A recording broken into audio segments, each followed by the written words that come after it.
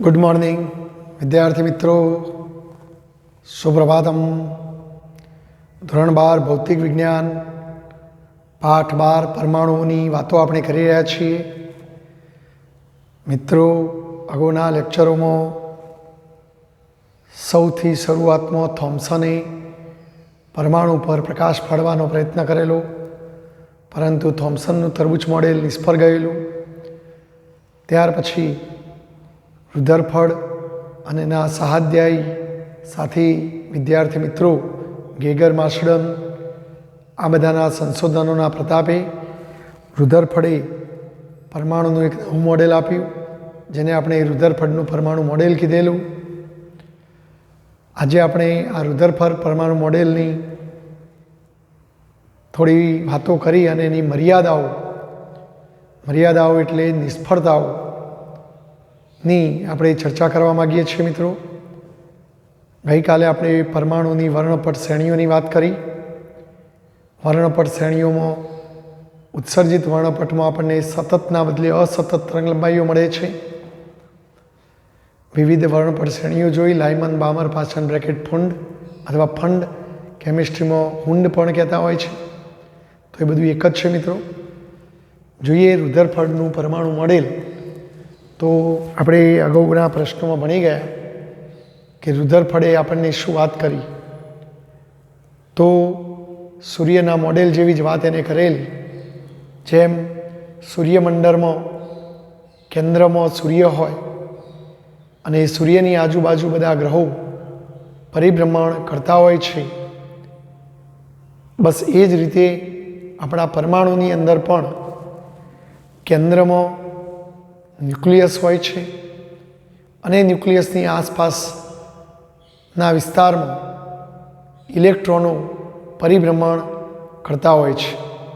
તો જો રુધરફર્ડનું પરમાણુ મોડેલ સમજાવો કે એટલે શરૂઆતમાં તમારે આટલી વાત સમજાવવી પડે કે જેમ સૂર્યની આસપાસ ગ્રહો ફરે છે, તેમ રુધરફર્ડના મત અનુસાર પરમાણુના કેન્દ્રમાં ન્યુક્લિયસ હોય અને પેલા ગ્રહોની માફક અહીંયા ઇલેક્ટ્રોન ન્યુક્લિયસની આસપાસ પરિભ્રમણ કરતા હોય છે અને કેન્દ્રમાં ધન અને બહાર ઋણ, અને એના કારણે પરમાણુ સ્ટેબલ હોય છે, સ્થાયી હોય છે।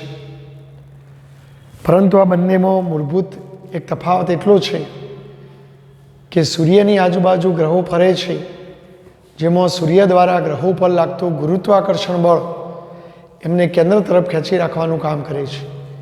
તો ત્યાં ગુરુત્વાકર્ષણ બળ દ્વારા કેન્દ્રગામી બળ લાગે છે। જ્યારે પરમાણુ મોડેલની અંદર કેન્દ્રમાં ન્યુક્લિયસ હોય, ન્યુક્લિયસ ધન વીજભાર ધરાવતું હોય, પ્રોટોનનું બનેલું, અને એની આજુબાજુ ઇલેક્ટ્રોન ઋણ વીજભારિત ઇલેક્ટ્રોન ફરતા હોય, તો આ ન્યુક્લિયસનો ધન વીજભાર, પ્રોટોનનો ધન વીજભાર ઇલેક્ટ્રોન રૂપી ઋણ વીજભારને કેન્દ્ર તરફ ખેંચી રાખી કુલંબીય બળ, વિદ્યુત બળ લગાડી અને એને આકર્ષી રાખતો હોય છે, એટલે કેન્દ્રગામી બળ તરીકે કુલંબીય બળ। તો 11મા ગ્રહોના પાઠમાં કેન્દ્રગામી બળ બરાબર ગુરુત્વાકર્ષણ બળ લઈને તમે દાખલાઓ ગણતા હતા, જ્યારે ગ્રહોના મોડેલ, આ ન્યુક્લિયસના મોડેલમાં કેન્દ્રગામી બળ બરાબર કુલંબીય બળ લઈને ચર્ચા કરવી પડે। ચુંબકનું પ્રકરણ હોય, સાયક્લોટ્રોનની વાત કરતા હોઈએ તો ત્યાં કેન્દ્રગામી બળ બરાબર ચુંબકીય બળ લેવું જોઈએ, બરાબર। તો અહીંયા કેન્દ્રગામી બળ તરીકે વિદ્યુત બળ, કુલંબીય બળ કામ કરે છે। હવે આ રુધરફર્ડ મોડેલની કેટલીક મર્યાદાઓ પણ છે। મિત્રો, હું એની વાત કરું। આપણે 11માં પણ ભણ્યા કે કોઈ પદાર્થ વર્તુળમય ગતિ કરતો હોય, જો આ પદાર્થ વર્તુળમય ગતિ કરતો હોય તો કોઈ પણ પદાર્થ વર્તુળમય ગતિ ત્યારે જ કરે કે જ્યારે એને કેન્દ્ર તરફ ખેંચતું કેન્દ્રગામી બળ હોય। અને આને તમે એમ સાથે સરખાવો તો પ્રવેગ એ બરાબર v²/r, જેને તમે ત્રિજ્યાવર્તી પ્રવેગ અથવા કેન્દ્રગામી પ્રવેગ કહેતા હતા। તો આમ વર્તુળ માર્ગે ગતિ કરતો પદાર્થ સતત પ્રવેગ ધરાવે અને આવો પ્રવેગ કેન્દ્ર તરફનો હોય, યાની કે કેન્દ્રગામી પ્રકારનો પ્રવેગ હોય, એટલે ઇલેક્ટ્રોન પ્રવેગી ગતિ કરે છે એમ કહેવાય. હવે આપણા 8મા ચેપ્ટરની વાત વિચારીએ મિત્રો, વિદ્યુત ચુંબકીય તરંગોનો વાદ. તો પ્રચલિત વિદ્યુત ચુંબકીય તરંગોના વાદ મુજબ પ્રવેગિત વિદ્યુતભાર ગતિ દરમિયાન પ્રવેગિત વિદ્યુતભાર વિદ્યુત ચુંબકીય તરંગોનું એના સ્વરૂપમાં વિકિરણોનું સતત ઉત્સર્જન કરે. તો પ્રચલિત વાદ અનુસાર વિદ્યુત ચુંબકીય તરંગોનો વાદ આપણને એવું કહે છે કે પ્રવેગિત વિદ્યુતભારિત કણ વિદ્યુત ચુંબકીય તરંગો સ્વરૂપે વિકિરણનું સતત ઉત્સર્જન કરે અને વિકિરણ સ્વરૂપે સતત ઉર્જાનું ઉત્સર્જન કરે અને માટે આપણા પ્રવેગિત કણની ઉર્જા સતત ઘટતી જાય. બરાબર. તો આમ ઉર્જા ઘટવી જોઈએ. તો જો આપણે પ્રશ્ન એ થાય કે આપણા ન્યુક્લિયસની આજુબાજુ પણ જો આપણો ઇલેક્ટ્રોન આમ ગોળ ગોળ ફરતો હોય તો જો આને એની કક્ષાની ત્રિજ્યા કહેવાય. પણ તમે જાણો છો કે વર્તુળમય ગતિ કરે તો એને કેન્દ્રગામી પ્રવેગ હોય અને પ્રવેગિત વિદ્યુતભાર વિદ્યુત ચુંબકીય તરંગોના વાદ અનુસાર વિકિરણ સ્વરૂપે ઉર્જાનું સતત ઉત્સર્જન કરે અને જો એની ઉર્જા સતત ઉત્સર્જન કરવાથી એની ઉર્જા સતત ઘટતી જાય એટલે આપણા ઇલેક્ટ્રોનની ઉર્જા ઘટતી જશે મિત્રો. અને જો ઉર્જા ઘટતી જાય તો આ ઇલેક્ટ્રોન ન્યુક્લિયસની સતત નજીક આવતો જાય. પરિણામે કક્ષાની ત્રિજ્યા તમે આટલી ને આટલી રહે એવું કહી ન શકો. તો રુધરફર્ડના મત મુજબ આવું પ્રવેગિત વિદ્યુતભાર વિકિરણનું ઉત્સર્જન કરે અને એની ઉર્જા સતત ઘટતી જાય. જો ઉર્જા સતત ઘટે તો આવો ઇલેક્ટ્રોન ન્યુક્લિયસની સતત નજીક જાય તો એનો ગતિપથ આવો એક્ઝેક્ટ વર્તુળાકાર રહેવાના બદલે જો આમ ફરતો જાય તો એમ ન્યુક્લિયસની નજીક જતો જાય, નજીક જતો જાય, નજીક જતો જાય અને એવું પણ બને કે ખૂબ નજીક જતો રહે તો ન્યુક્લિયસમાં જઈને પડે. તો આ રીતે જો એની ઉર્જા સતત ઘટતી જાય તો આવો ઇલેક્ટ્રોન ન્યુક્લિયસથી સતત નજીક આવતો જાય, કક્ષાની ત્રિજ્યા સતત ઘટતી જાય એટલે ત્રિજ્યા આર સતત ઘટે. બરાબર. અને એનો ગતિપથ આવો સર્પિલ આકાર, કેવા આકારનો મિત્રો? ગુંચળા આકારનો, સર્પિલ આકાર તરફનો જોવા. પરિણામે ઇલેક્ટ્રોન અંદર તરફ સર્પિલ આકાર ગતિ કરે અને અંતે ન્યુક્લિયસમાં જઈને પડે અને પરિણામે ન્યુક્લિયસની અંદર ધન ઋણ ભેગું થઈ જાય તો પરમાણુ અસ્થાયી બની જાય, પરમાણુ સ્ટેબલ રહી જ ન શકે. બરાબર. તો આ એક એની મર્યાદા છે, આ એક ખોટી વાત કહી શકાય. બીજી વાત કે પ્રચલિત વિદ્યુત ચુંબકીય તરંગોના વાદ અનુસાર વિદ્યુત ચુંબકીય તરંગોની આવૃત્તિ કેટલી હોય? તો દોલન કરતા વિદ્યુતભારની આવૃત્તિ જેટલી. તો આપણે વિદ્યુત ચુંબકીય તરંગોના ચેપ્ટરમાં કહેતા હતા કે ભાઈ વિદ્યુત ચુંબકીય તરંગોની આવૃત્તિ એનું ઉત્સર્જન કરનારા દોલિત થતા વિદ્યુતભારોના દોલનની આવૃત્તિ જેટલી હોય. અહીં દોલનના બદલે પરિભ્રમણ કરે છે તો અહીંયા ઉત્સર્જિત થતા વિદ્યુત ચુંબકીય તરંગની આવૃત્તિ આ પરિભ્રમણની આવૃત્તિ જેટલી હોય મિત્રો. તો આમ પ્રચલિત વિદ્યુત ચુંબકીય વાદ અનુસાર ભ્રમણ કરતા ઇલેક્ટ્રોન વડે ઉત્સર્જિત થતા વિકિરણની આવૃત્તિ તમે કેટલી લઈ શકો? તો આ પરિભ્રમણની આવૃત્તિ જેટલી લઈ શકો. પણ અહીંયા તો તમે જુઓ કે જો ઇલેક્ટ્રોન આમ નજીક આવતો જાય તો ત્રિજ્યા આર ઘટે તો વેગ v બરાબર આર ઓમેગા મુજબ ઓમેગા બરાબર v અપોન આર. હવે જો આર ઘટે તો મિત્રો આર ઘટે, છેદવાળું પદ ઘટે તો ઓમેગા વધે અને ઓમેગા બરાબર 2 π f મુજબ આવૃત્તિ f બરાબર ઓમેગા અપોન 2 π. જો ઓમેગા વધે તો ઉત્સર્જિત થતા વિકિરણની આવૃત્તિ પણ વધતી જાય. તો આમ જો આપણે આ રીતની વાતો વિચારીએ તો એવું કહી શકાય કે જો ઇલેક્ટ્રોન સર્પિલ ગતિ કરતો જાય તો એની ત્રિજ્યા ઘટે, ત્રિજ્યા ઘટે તો એનો કોણીય વેગ અને કોણીય વેગ અને કોણીય આવૃત્તિ સરખી હોય તો ઓમેગા વધે, ઓમેગા વધે તો ઉત્સર્જિત થતા વિકિરણની આવૃત્તિ પણ સતત વધતી જાય. એટલે એકધારી આવૃત્તિ કે એક ધારા તરંગ લંબાઈવાળા વિકિરણના બદલે સતત આવૃત્તિવાળું સતત તરંગ લંબાઈવાળા વિકિરણનું ઉત્સર્જન થાય. તો આમ પરમાણુમાંથી આપણને સતત એટલે બધી જ આવૃત્તિઓ કે બધી જ તરંગ લંબાઈવાળા વિકિરણનું ઉત્સર્જન થતું જોવા મળવું જોઈએ. તો આમ રુધરફળની વાતો પ્રમાણે તો પરમાણુમાંથી સતત વર્ણપટનું ઉત્સર્જન થાય. પણ આપણે ગઈકાલના જ લેક્ચરમાં જોયું કે કોઈ ટ્યુબમાં વાયુ ભરીને અંદરથી વિદ્યુત પ્રવાહ પસાર કરીએ તો એ વાયુના પરમાણુ ઉત્તેજિત થઈને આપણને જે પ્રકાશ આપે છે એ પ્રકાશ આવી સતત આવૃત્તિઓનો કે સતત તરંગ લંબાઈઓનો બનેલો હોતો નથી. અમુક તરંગ લંબાઈઓનો જ બનેલો હોય છે. તો એ પરમાણુ વર્ણપટ અસતત હોય છે, જ્યારે આમના મત મુજબ એ સતત હોય. તો આમ આ વાત પણ એક વિરોધાભાસ જેવી વાત કહેવાય. બરાબર છે. તો આમ પરિણામે જો અમની વાત પ્રમાણે વિચારીએ તો ઉત્સર્જિત થતા વિકિરણની આવૃત્તિ સતત વધતી જાય, એટલે આપણને સતત આવૃત્તિવાળો ઉત્સર્જન વર્ણપટ મળવો જોઈએ. જે આપણા પહેલા પ્રશ્નોમાં જે ચોક્કસ તરંગ લંબાઈઓ આપણે પેલા 52 શ્રેણીમાં પણ જોયું, 65-63 એંગસ્ટ્રોમ, પછી 48-61 એંગસ્ટ્રોમ, તો વચ્ચેની આવૃત્તિઓ વચ્ચેની તરંગ લંબાઈઓ નથી આવતી. એક આવી પછી વચ્ચે ગેપ, પછી બીજી અસતત હતી. જ્યારે આમના મત મુજબ સતત આવૃત્તિવાળો વર્ણપટ મળે. આ વાત હકીકતમાં આપણને જોવા મળતા રેખીય ઉત્સર્જનના વર્ણપટથી વિરુદ્ધ છે. તો આ બાબતે પણ રુધરફળનું મોડેલ ખોટું ઠરે છે એમ કહેવાય. તો એનો અર્થ એ થયો કે પરમાણુનું બંધારણ સમજવા માટેનો આ રુધરફળનો પ્રચલિત વાદ પૂરતો નથી. ખોટો છે એવું આપણે નથી કહેતા. હા, એની વાતો હાલના વિજ્ઞાન સાથે થોડી સુસંગત તો છે જ કે ભાઈ ન્યુક્લિયસમાં માત્ર પરમાણુનું સમગ્ર દળ એકઠું થયેલું હોય, એ ધન વીજભારિત હોય. અને હાલના વિજ્ઞાન પ્રમાણે પણ બરાબર છે, ન્યુક્લિયસની અંદર પ્રોટોનનો ધન વીજભાર હોય, ઋણ હોતો નથી. ઋણ બધો બહાર હોય છે. રુધરફળના મત મુજબ પણ ઋણ બહાર હોય છે. પણ આ વાતો પ્રવેગી ગતિની વાતો અને પ્રવેગી ગતિ કરતો વિદ્યુતભાર ગતિ દરમિયાન ઉર્જાનું જે સતત ઉત્સર્જન કરે, જો એવી વાત આપણે સ્વીકારીએ તો અહીં પરમાણુના ઉત્સર્જન વર્ણપટમાં જે અસતત તરંગ લંબાઈઓ મળે છે એની વાતો સમજાવી શકાતી નથી. અને ઇલેક્ટ્રોન ન્યુક્લિયસમાં જઈને પડે તો પરમાણુ અસ્થિર થઈ જાય. તો આમ રુધરફળનું પરમાણુ મોડેલ પરમાણુની સ્થિરતા સમજાવવામાં નિષ્ફળ જાય છે મિત્રો. બરાબર. તો આ વાત મર્યાદાઓમાં તમારે લખવી જોઈએ.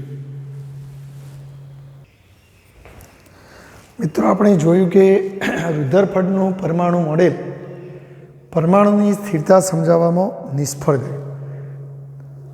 તો મિત્રો, રુધરફળના મોડેલમાં રહેલી ખામીઓ દૂર કરવા માટે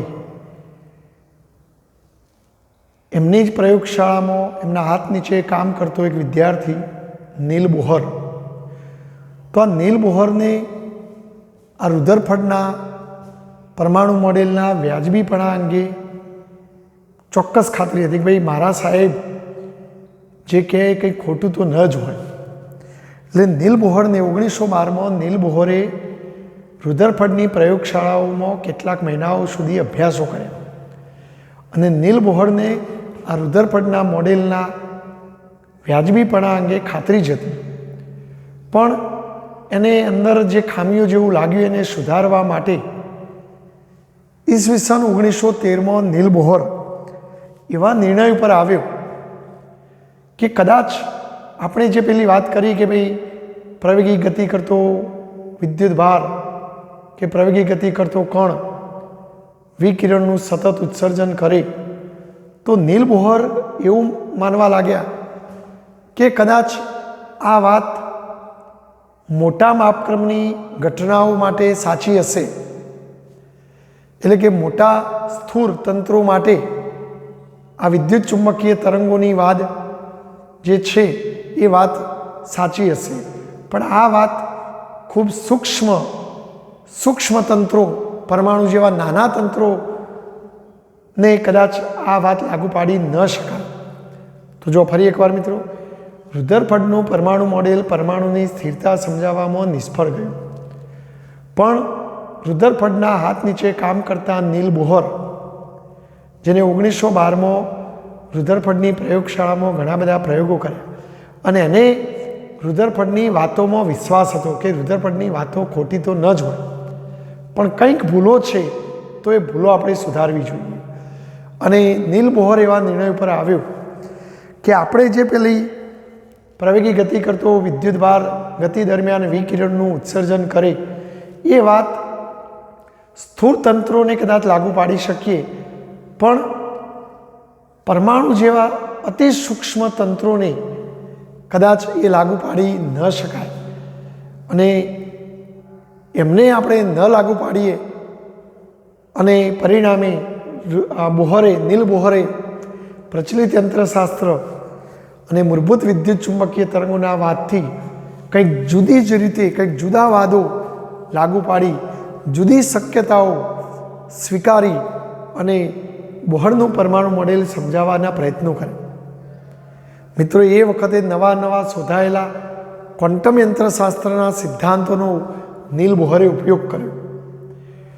પ્લાન્ક, આઇન્સ્ટાઈન આ બધાએ એ અરસામાં ક્વોન્ટમવાદ આપેલો અને એ ક્વોન્ટમવાદની વિચારધારાઓનો ઉપયોગ કરી નીલ બોહરે રુધરફર્ડના પરમાણુ મોડેલને સમજાવવા માટે કેટલીક વાતોને સ્વીકારી. એને ત્રણ વાતો સ્વીકારી. જો આવું લઈએ, આમ લઈએ, તેમ લઈએ તો જ આવું થાય અને રુધરફર્ડનું પરમાણુ મોડેલ સાચું પડે અને પેલા વિકિરણના ઉત્સર્જનમાં જે અસતત તરંગ લંબાઈઓ મળે છે એ વાત પણ સાચી સમજાવી શકાય. તો નીલ બોહરે 3 સ્વીકૃતિઓનો સ્વીકાર કરી અને રુધરફર્ડના મોડેલમાં સુધારા સૂચવ્યા. તો આજે આપણે જેને એના તર્ક એટલે ધારણા સ્વીકારી કે આવું લઈએ, આમ લઈએ, તેમ લઈએ તો જ આવું થાય. તો એવી ધારણાઓ સ્વીકારી અને એને રુધરફર્ડ પરમાણુ મોડેલને સમજાવવાના પ્રયાસો કરેલા. તો ઘણીવાર તમને પૂછાય કે બોહર પરમાણુ મોડેલના અધિતર્ક લખો, તો આપણે 3 સ્વીકૃતિઓની વાત કરવાની છે. પહેલી સ્વીકૃતિ, તો નીલ બોહરના મત મુજબ પરમાણુમાં ઇલેક્ટ્રોન, કે ભાઈ ચલો આ ન્યુક્લિયસ છે, આ ન્યુક્લિયસની આજુબાજુ આ બધી જગ્યા છે અને જગ્યામાં ઇલેક્ટ્રોન ગમે તેઓ ના ફરે. પરમાણુમાં ઇલેક્ટ્રોન કેટલીક સ્થાયી કક્ષાઓમાં ફરે, કોઈ ચોક્કસ જગ્યાએ જો એ ફરે. પરમાણુમાં ઇલેક્ટ્રોન ગમે તે જગ્યાએ નથી ફરતો, કોઈ એવી ચોક્કસ સ્થાયી કક્ષાઓમાં જ્યારે ફરે ત્યારે એ વિકિરણનું ઉત્સર્જન કર્યા વિના ભ્રમણ કરી જાય છે. પહેલાંમાં શું કીધું આપણે? ફરતો જાય એમ ઉર્જાઓ ઉત્સર્જિત કરતો જાય. પણ નીલ બોહર કે નહીં, ન્યુક્લિયસની આજુબાજુ એવી કેટલીક જગ્યાઓ હોય છે કે જો એ જગ્યામાં ઇલેક્ટ્રોન વર્તુળાકાર કક્ષામાં ફરે જાય આમાં, તો આવી ચોક્કસ સ્થાયી કક્ષાઓમાં ફરતો હોય ત્યારે એ વિકિરણ ઉર્જાનું ઉત્સર્જન કર્યા સિવાય એ ભ્રમણ કરી જાય છે. અને આવી કેટલીક ચોક્કસ અવસ્થાઓ હોય છે મિત્રો. બરાબર, અહીંયા એવી ધારો કે અહીંયા આ જગ્યા છે, તો જો એવી જગ્યાઓમાં ફરતો હોય તો પણ એ ઉર્જાનું ઉત્સર્જન ન કરે. તો આવી દરેક શક્ય અવસ્થાઓ, અને એ અવસ્થામાં જ્યારે ફરે તો એ ચોક્કસ ઉર્જા સાથે, ચોક્કસ મૂલ્યની ઉર્જા સાથે ફરે જ જાય. એ સતત ઉર્જાનું ઉત્સર્જન કરે નહીં, એ ઉર્જા એની પાસે જ રહે. આવી ચોક્કસ અવસ્થાઓને પરમાણુની સ્થાયી અવસ્થાઓ કહેવામાં આવે છે. શું કહેવામાં આવશે? પરમાણુની સ્થાયી અવસ્થા. તો જો ફરી એકવાર પહેલી સ્વીકૃતિ, પરમાણુમાં ઇલેક્ટ્રોન કેટલીક સ્થાયી કક્ષાઓમાં જ્યારે ફરતો હોય તો એ દરમિયાન એ વિકિરણ ઉર્જાનું ઉત્સર્જન કર્યા વિના એ ભ્રમણ કરી જાય છે. અને દરેક શક્ય અવસ્થામાં એ ફરતો હોય ત્યારે એની પાસે ચોક્કસ ઉર્જાનું મૂલ્ય ધરાવતો હોય છે. આવી અવસ્થાઓને પરમાણુની સ્થાયી અવસ્થાઓ કહેવામાં આવે છે, સ્થિર કક્ષાઓ કહેવામાં આવે છે. આ પહેલો અધિતર્ક. બીજો અધિતર્ક આપણે લઈએ મિત્રો, તો ન્યુક્લિયસની આસપાસ આપણને આવી જે કક્ષાઓ મળી, તો ન્યુક્લિયસની આસપાસ ઇલેક્ટ્રોન માત્ર એવી જ કક્ષાઓમાં ભ્રમણ કરી કે આ બધી કક્ષાઓમાં તેનું કોણીય વેગમાન, ઇલેક્ટ્રોનનું કોણીય વેગમાન h/2π ના પૂર્ણ ગુણાંકમાં હોય. એટલે કે કો તો h/2π ગુણ્યા 1 હોય, કો તો h/2π ગુણ્યા 2 હોય, કો તો h/2π ગુણ્યા 3 હોય. ટૂંકમાં આના ગુણાંકોમાં પૂર્ણાંક જ આવે, અપૂર્ણાંક ના આવે. અને આ વાત મગજમાં ઠસાવવા માટે એને એક સીડીવાળું ઉદાહરણ સમજાવ્યું મેક્સ પ્લાન્કે, કે કોઈ પણ વ્યક્તિ, ધારો કે આપણે આ 1 મીટર ઊંચાઈનું પગથિયું, આ 2 મીટર ઊંચાઈનું પગથિયું, આ 3 મીટર ઊંચાઈનું પગથિયું, તો જો વ્યક્તિ અહીંયા ઊભો હોય મિત્રો, તો એની સ્થિતિ ઉર્જા mgh, પણ જો h બરાબર 3 મીટર આવશે મિત્રો, એટલે અહીં 3 મૂકીએ તો 3 mg. જો વ્યક્તિ અહીંયા ઊભો હોત તો આ જગ્યાએ એની સ્થિતિ ઉર્જા u બરાબર, તો જો આ પગથિયાની ઊંચાઈ 2 મીટર છે તો અહીં 2 લખવા પડે, તો 2 mg જવાબ આવે. જો વ્યક્તિ અહીં ઊભો હોય તો એની સ્થિતિ ઉર્જા u બરાબર, જો 1 મીટર ઊંચાઈ છે તો h એટલે હોવું જોઈએ, તો 1 mg આવે. પણ મને કહેશો કે 1.4 mg કે 1.5 mg જવાબ આવી શકે મિત્રો? જો તમારે 1.4 mg જવાબ લાવવો હોય તો માણસને અહીંયા ઊભું રહેવું પડે ભાઈ. પણ એ હવામાં થોડો ઊભો રહે, પગથિયા ઉપર જ ઊભો હોય, 2 પગથિયાની વચ્ચેની જગ્યાએ કદાપી ઊભો હોઈ શકે નહીં, સિવાય કે દોરડું લઈને લબડ્યો હોય તો. પણ એવું આપણે વિચારવાનું નથી. તો આમ આવી ઓના પૂર્ણ ગુણાંકમાં જ જવાબો આવે છે, જો અપૂર્ણાંક ગુણાંક શક્ય નથી. તો એવું અહીંયા નીલ બોહર કહે છે કે ઇલેક્ટ્રોન જ્યારે આવી ચોક્કસ સ્થાયી કક્ષાઓમાં ન્યુક્લિયસની આસપાસ ફરતો હોય ત્યારે એનું કોણીય વેગમાન h/2π ના પૂર્ણ ગુણાંક જેટલું હોય છે. એટલે આપણે શબ્દોમાં લખવું હોય તો કોણીય વેગમાન h/2π ના પૂર્ણાંક ગુણાંક જેટલું હોય છે. એટલે આપણે આવું લખી શકીએ કે કોણીય વેગમાન L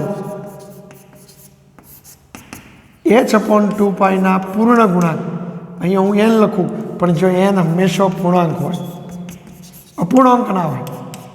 કો તો 1 હોય, કો તો 2 હોય, કો તો 3 હોય, આવું પૂર્ણાંક જ હોય. દાખલા તરીકે મિત્રો, ધારો કે આપણે ઇલેક્ટ્રોનને અહીંયા ફરતો લઈએ તો જો આ ઇલેક્ટ્રોનની કક્ષાની ત્રિજ્યા r કહેવાય. જો ઇલેક્ટ્રોનનું દળ m હોય, ઇલેક્ટ્રોનનો કક્ષીય વેગ v હોય, તો જો આ ધરીની આજુબાજુ ઇલેક્ટ્રોન ફરે છે તો એનું કોણીય વેગમાન શોધવાનું સૂત્ર 11માં ચાક ગતિનું સૂત્ર આવતું હતું મિત્રો, L બરાબર r ક્રોસ p. જો મૂલ્ય લેવું હોય તો rp sin θ, જો p એટલે વેગમાન અને વેગમાન એટલે દ્રવ્યમાન ગુણ્યા વેગ, અને વેગમાનની દિશા વેગની દિશામાં, વેગ સ્પર્શકની દિશામાં. તો જો r એટલે ધરીથી એનું અંતર દર્શાવતો સદિશ, એનું મૂલ્ય r, વેગમાન p, તો જો r p અને θ, તો અહીંયા r અને p વચ્ચેનો ખૂણો, તો r ની દિશા અને p ની દિશા વચ્ચેનો ખૂણો 90 હોય, અને માટે sin 90 બરાબર 1. પણ વેગમાનનું મૂલ્ય કેટલું મિત્રો? mv, માટે mvr. તો આમ r અંતરે પરિભ્રમણ કરતા ઇલેક્ટ્રોનનું કોણીય વેગમાન આટલું આવે. તમે ઇલેક્ટ્રોનનું દળ m મૂકી દો, ઇલેક્ટ્રોનનો વેગ મૂકી દો, ના અંતર મૂકી દો, સાદું રૂપ આપો. જો આર્યો જવાબ આમાંથી કોઈ જણના જેટલો સુસંગત હોય તો એ કક્ષામાં એ ફરે, બરાબર. દાખલા તરીકે જવાબ 3h/2π જેટલો આવે છે. જો h એટલે પ્લાન્ક અચળાંક, h એ પ્લાન્ક અચળાંક છે મિત્રો, જેની કિંમત 6.625 × 10⁻³ જૂલ ઇન્ટુ સેકન્ડ છે. પેલા આપણે 11મા પાઠમાં 6.63 લેતા હતા. કોઈ વિદ્યાર્થી આ કાઢી નાખે તો 6.6 × 10⁻34. બરાબર. જો આ જવાબ તમે 3 ભૌતિક રાશિઓની કિંમત મૂકીને જવાબ લાવો, જો એ જવાબ આવો આવી જાય h/2πના પૂર્ણ ગુણાંકમાં, તો એ કક્ષામાં એ ફરે. પણ ધારો કે આ જવાબ મેં ગણતરી કરી અને આ MVRનો જવાબ મને 2.4 h/2π જેટલો આવ્યો. જો hની કિંમત આરીએ મૂકીએ તો આ જવાબ આટલો આવ્યો, તો એનો મતલબ કે h/2πના ગુણાંકમાં અપૂર્ણાંક આવ્યો, તો કે એવી જગ્યામાં ના ફરે. ટૂંકમાં મિત્રો, આરની તમે એવી કિંમત લ્યો અને કક્ષામાં એવા કેટલા વ્યક્તિ ફરે, તો એ જવાબ જો આવો થતો હોય તો એ કક્ષાનું સિલેક્શન કરે, અન્યથા એ કક્ષામાં એ ન ફરે.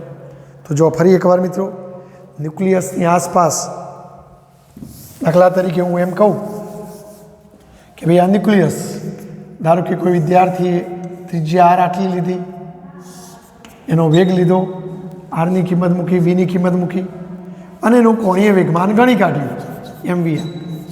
ધારો કે આ જવાબ 1.8 h/2πના જેટલો આવ્યો. તમે hની પાઈની મૂકો એટલે જવાબ તો કંઈક આવે ને મિત્રો. આ જવાબ આના જેટલો આવ્યો, એનો મતલબ કે તમારા કોણીય વેગમાનનો જવાબ h/2πના પૂર્ણ ગુણાંકમાં આવતો નથી. તો ઇલેક્ટ્રોન આ જગ્યાએ ફરે નહીં. બરાબર. તો પછી કોઈ બીજી જગ્યા લેવી પડી. ધારો કે આ જગ્યા લઈએ તો જો r વધ્યું તો આ જવાબ વધશે. ધારો કે આ જવાબ આવો થાય મિત્રો, 2h/2π.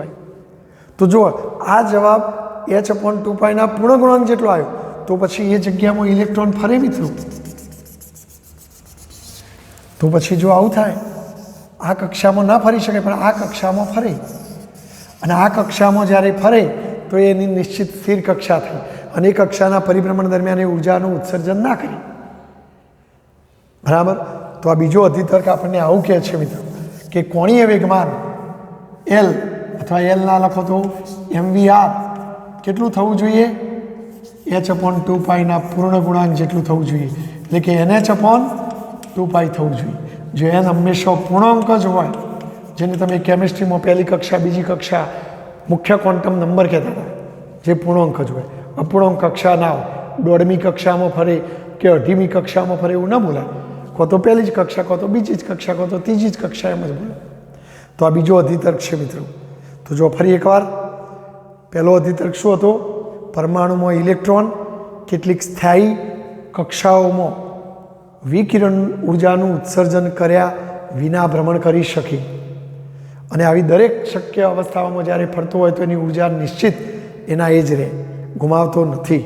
આવી કક્ષાઓને સ્થાયી અવસ્થાઓ કહેવાય. બીજા અધિતર્કમાં આપણે આવું કહીશું કે ન્યુક્લિયસની આસપાસ ઇલેક્ટ્રોન માત્ર એવી જ અવસ્થાઓ, એવી જ કક્ષાઓમાં પરિભ્રમણ કરી શકે કે જેમાં તેનું કોણીય વેગમાન h/2πના પૂર્ણ ગુણાંક જેટલું જ હોય, જો એ છે પ્લાન્ક અચળાંક છે. મિત્રો, આને કોણીય વેગમાનનું ક્વોન્ટમીકરણ પણ કહી શકાય. જેમ વિદ્યુતભારનું ક્વોન્ટમીકરણ યાદ કરો કે કોઈ પણ વિદ્યુતભારનું મૂલ્ય ઈના પૂર્ણ ગુણાંકમાં જો n હંમેશા પૂર્ણાંક જ હોય.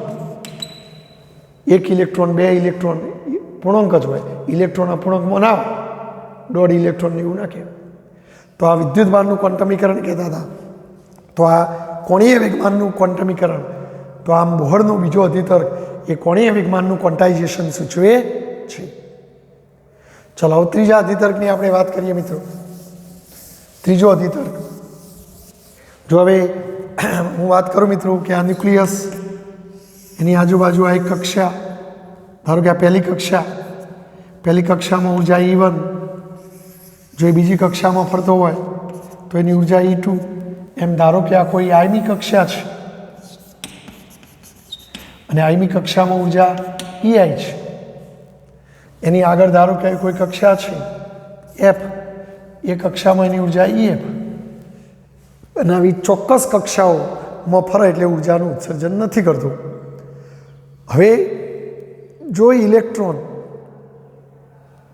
ત્રીજી સ્વીકૃતિની વાત કરું છું મિત્રો, ઇલેક્ટ્રોન તેની એક વિકિરણ ઉર્જાનું ઉત્સર્જન ન કરતી કક્ષા, દાખલા તરીકે આ કક્ષામાં ઇલેક્ટ્રોન ફરે છે તો એ ઉર્જાનું ઉત્સર્જન કરતો નથી, માટે આ સ્થાયી કક્ષા કહેવાય. તો જો ઇલેક્ટ્રોન આવી કક્ષામાંથી નીચે ઉર્જાવાળી કોઈ કક્ષામાં જવા માગતો હોય તો એ જઈ શકે, અહીંથી એને જવો જ જોઈએ. હા, બીજા કયા રસ્તામાં ના જઈ શકે, જેમ પેલા ત્રીજા પગથિયા ઉપરથી સીધો બીજા પગથિયા ઉપર જવાય, પણ વચ્ચેના પગથિયા પર અર્ધમાં ઊભું ના રહેવાય. બીજામાંથી પહેલામાં જવાય, ત્રીજામાંથી પહેલામાં જવાય, પણ વચગાળાની સ્થિતિમાં ના ઊભું રહેવાય, નહીંતર પડી જઈએ નીચે, પટકાઈએ. એમ અહીંયા નીલ બોહર કહે છે કે ઇલેક્ટ્રોન તેની એક વિકિરણનું ઉત્સર્જન ન કરતી કક્ષા, એટલે કે આવી કોઈ સ્થાયી કક્ષામાંથી નીચી ઉર્જાવાળી નિમ્ન ઉર્જાવાળી બીજી કક્ષામાં સંક્રાંતિ કરી શકે. સંક્રાંતિ કરવું એટલે એકમાંથી બીજામાં જવું. અને જ્યારે તે આવું કરે, અહીંથી અહીં જાય, ત્યારે તે એક ફોટોનનું ઉત્સર્જન કરે. એક ફોટોનનું ઉત્સર્જન કરે. શું કરે? એક ફોટોનનું ઉત્સર્જન થાય. અને આવા ફોટોનની ઉર્જા કેટલી? જો એ ઉત્સર્જિત થતા ફોટોનની આવૃત્તિ f હોય તો એની ઉર્જા hf અથવા hν. પણ એ ઉર્જા કેટલી હોય? તો કહેશે આ ઉર્જા આ પ્રારંભિક કક્ષા અને આ અંતિમ કક્ષાની ઉર્જાના તફાવત જેટલી હોય. ei માઇનસ ef બરાબર hν. આવું હોય મિત્રો. બરાબર. તો આમ પ્રારંભિક અને અંતિમ કક્ષાની ઉર્જાના તફાવત જેટલી ઉર્જા વિકિરણ સ્વરૂપે ઉત્સર્જિત કરીને, ફોટોન સ્વરૂપે ઉત્સર્જિત કરીને એ જતો રહે. સીધો ક્વોન્ટમ કૂદકો એને કહેવાય. કારણ કે આ ફોટોન એટલે ક્વોન્ટમ. ફોટોનને આપણે શું કહેતા હતા? ક્વોન્ટમ. તો ક્વોન્ટમનું ઉત્સર્જન કરીને કૂદકો મારે જેને કહેવાય ક્વોન્ટમ કૂદકો.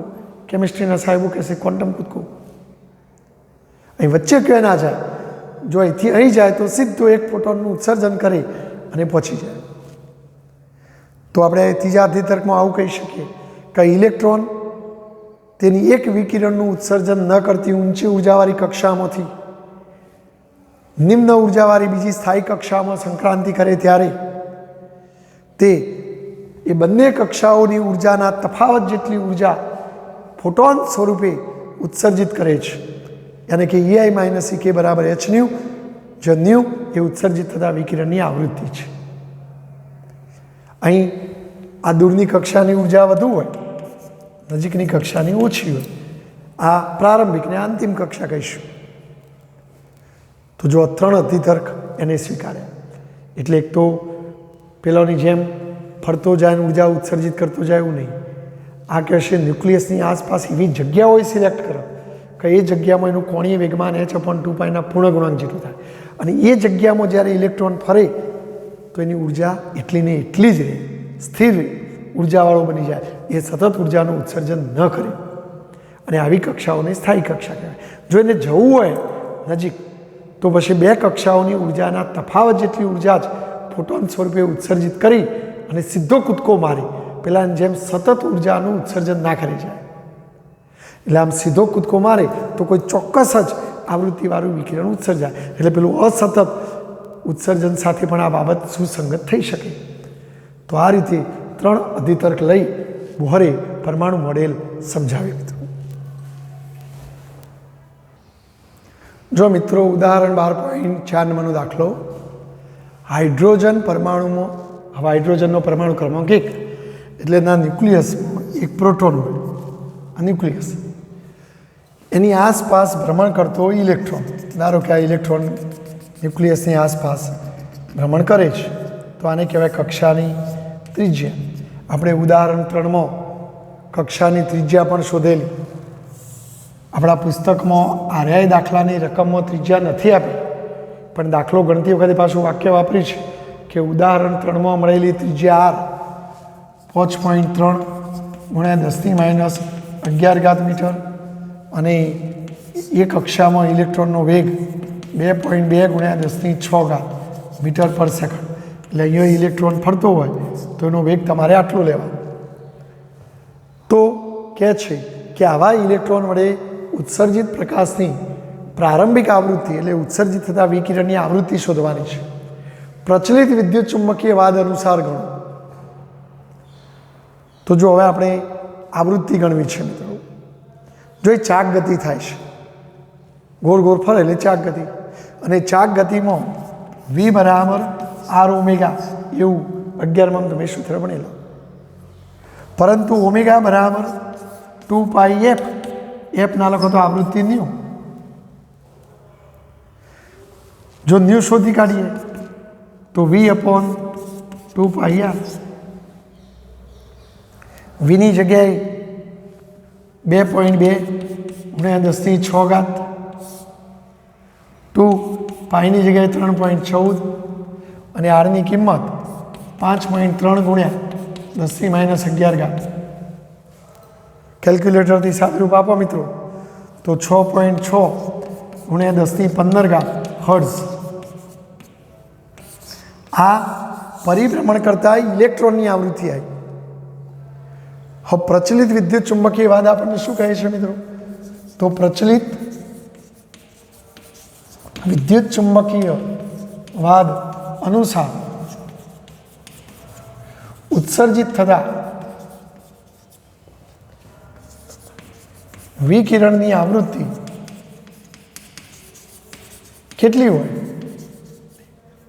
આવૃત્તિ તેનું ઉત્સર્જન કરનારા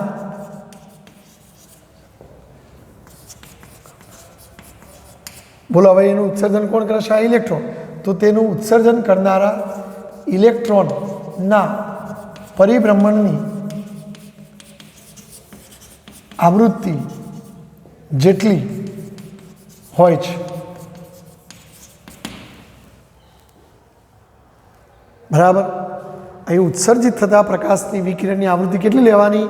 તો આ પરિભ્રમણ કરતા ઇલેક્ટ્રોનની આવૃત્તિ જેટલી હોય છે, અને એ ઇલેક્ટ્રોનની આવૃત્તિ તમે ગણી કાઢી. તેથી ઉત્સર્જિત પ્રકાશની આવૃત્તિ ન્યૂ બરાબર 6.6 ગુણ્યા 10⁻15 હર્ટ્ઝ લઈ શકાય. આ જવાબ છે.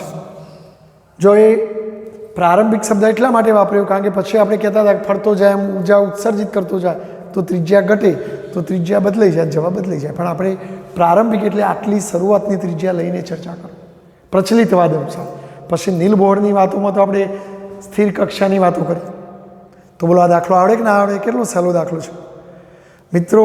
પરિભ્રમણની આવૃત્તિ એના કોણીય ઝડપ જેટલી હોય છે. તમે 11માં એવું ભણેલા કે બોલો એક પરિભ્રમણ માટે લાગતો સમય એટલે આવર્તકાળ ટી, અને આવર્તકાળ ટી જેટલા સમયમાં એક પરિભ્રમણ થાય, અને એક પરિભ્રમણમાં એક આખું રાઉન્ડ પૂરું કરે તો કેટલું કોણીય સ્થાનાંતર થાય? તો કોણીય સ્થાનાંતર 2 પાઈ રેડિયન જેટલું થાય. માટે કોણીય ઝડપ બરાબર કોણીય સ્થાનાંતર ભાગ્યા એ માટે લાગતો સમય. અહીં આવર્તકાળ ટી જેટલા સમયમાં 2 પાઈ જેટલું કોણીય સ્થાનાંતર થાય તો કોણીય ઝડપને ઓમેગા કહેવાય. પરંતુ 1/t ને આવૃત્તિ ન્યૂ કહેવાય. તો આ 1/t ની જગ્યાએ 2 પાઈ ન્યૂ. અને આપણે આવૃત્તિને 2 પાઈ રેડિયને ગુણતો મળતી ભૌતિક રાશિને કોણીય આવૃત્તિ કહેવાય. જો આવૃત્તિને ન્યૂ કહેતો તો આ બે સેમ છે. તો કોણીય આવૃત્તિ કોણીય ઝડપ જેટલી જ હોય એટલે આપણે ઓમેગા જેટલી લઈ શકીએ. બોલો ક્લિયર? તો આ દાખલો તમને આવડવો જોઈએ. સ્ક્રીનશોટ લઈને લખી દેશો મિત્રો. અહીં જે લખવા જેવું હોય તમારે લખી જ દેવાનું. હું કહું તમારે લખવાનું એવું નહીં મિત્રો, લખી જ દેવાનું. બરાબર. જો મિત્રો સ્વાધ્યાયનો દાખલો 12.4, એક પરમાણુમાં 2.3 ઇલેક્ટ્રોન વોલ્ટ જેટલો તફાવત બે ઉર્જા સ્તરોને જુદા પાડે છે. એટલે કહેવાનો મતલબ કે બે ઉર્જા સ્તરો વચ્ચે ઉર્જાનો તફાવત, કે ભાઈ આની ઉર્જા અને આની ઉર્જાનો તફાવત. હમણાં આપણે બોહર અધિતર્કમાં વાત કરી ત્રીજામાં કે ભાઈ બે ઉર્જા સ્તરોને જુદા પાડવાનો મતલબ કે એમનો તફાવત EI માઇનસ EM. તો આ તફાવત તમને આપ્યો છે 2.3 EV. હવે EVના જૂલ કરવા પડે હો ભાઈ. તો EVના જૂલ 1.6 ગુણ્યા 10⁻19. જો આ બેનો ગુણાકાર કરો તો 3.68 ગુણ્યા 10⁻19 જૂલ.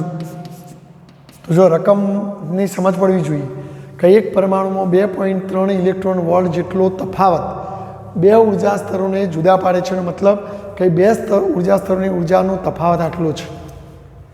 અને આવો પરમાણુ એટલે પરમાણુમાં રહેલો ઇલેક્ટ્રોન ઉચ્ચ સ્તરમાંથી નિમ્ન ઉર્જાવાળા સ્તરમાં જાય, ઉચ્ચ સ્તરથી નિમ્ન સ્તર ઉપર સંક્રાંતિ કરે ત્યારે ઉત્સર્જિત થતા વિકિરણની આવૃત્તિ શોધવાની છે. તો આપણે બોહર અધિતર્ક પ્રમાણે યાદ કરો.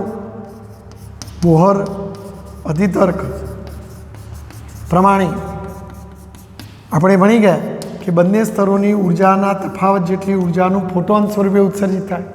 જો ઉત્સર્જિત થતા ફોટોનની આવૃત્તિ ન્યૂ હોય તો ફોટોનની ઉર્જા h ન્યૂ. હવે ન્યૂ તમારે શોધવો છે તો ન્યૂને સૂત્ર કરતા બનાવો તો EI માઇનસ EF બરાબર h, સોરી ભાગ્યા h. તેથી ન્યૂ બરાબર બોલો EI માઇનસ EFની કિંમત સીધી આપી છે 3.68 ગુણ્યા 10⁻⁻19 અને hની કિંમત 6.625 ગુણ્યા 10⁻34. કેલ્ક્યુલેટરથી સાદુરૂપ આપો તો 5.5547 ગુણ્યા 10⁻14 હર્ટ્ઝ, અથવા નજીકનો પૂર્ણાંક આંકડો લખવો હોય તો 5.6 ગુણ્યા 10⁻14 હર્ટ્ઝ. તો આટલી આવૃત્તિવાળા ફોટોનનું ઉત્સર્જન એ કરે. બોલો ક્લિયર? તો પહેલાંમાં પરિભ્રમણની આવૃત્તિ ઉપરથી બતાવવાનું હતું, કારણ કે પ્રચલિત યંત્રશાસ્ત્ર વાપરવાનું હતું, પ્રચલિતવાદ. જ્યારે આમાં આપણે બોહરનો ક્વોન્ટમવાદ વાપર્યો. ચલો સ્ક્રીનશોટ લઈને લખી દેશો મિત્રો.